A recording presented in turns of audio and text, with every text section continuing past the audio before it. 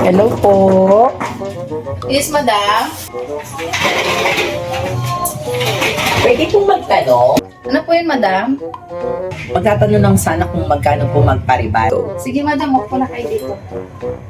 Okay po.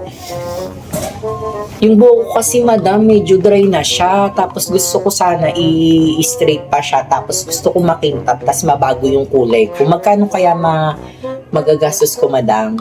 Sa buhok niyo po, madam, 3,000. Kasama na po yung ribbon, tutok sa kulay. Grabe naman madam, ang mahal naman ng offer mo sa akin, 3,000. Hindi ba pwedeng 500 na lang? Maganda naman yung buhok ko. Sige, wait lang. O sige, ito. Lansya. Blower. Suklay. Ikaw na lang mag-ribbon sa sarili mo. Kuripot.